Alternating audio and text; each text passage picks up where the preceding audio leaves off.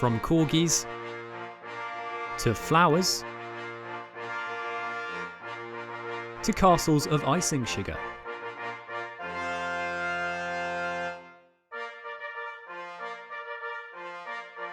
What better way to celebrate Her Majesty's 70 years on the throne than to bake a cake fit for royalty?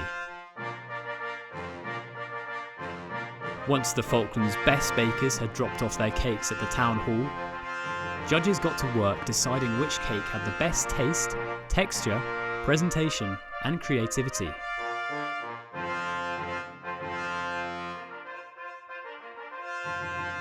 Well, there's a lot of things involved there. We had to make sure that your cake has to be, nicely presented, and it involved looking at the texture from your point of view.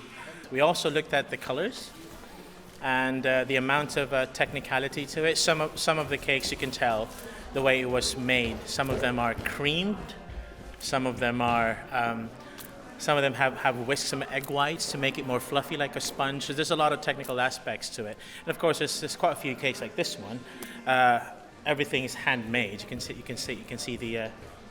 some of the designs there are actually handmade, hand painted. So, there's a lot of different things that we took into account in judging all these cakes. But which would Her Majesty herself like the most? I think she would go for something fruity like this one, the fruit tea cake here behind me.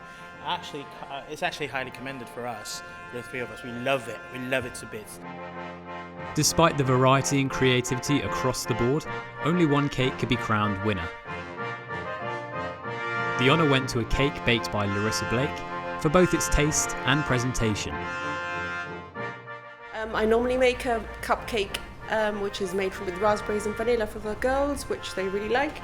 So that's where I got the inspiration from. But I also looked into the internet and had a look at different websites and some different cooking recipes, and that's where I got the idea for the prosecco, because it's got prosecco in it as well.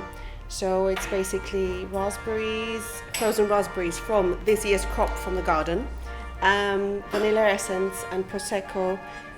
There was just loads of cakes yesterday. I didn't think there were going to be so many cakes. It was just such an amazing occasion to be part of. That yes, I wanted to make it look a little bit fancier, because I'm never ever good at making decoration, and I always sort of slop things on and that will be. So I tried to make it a little bit more refined to fit the occasion, because it is just an amazing occasion.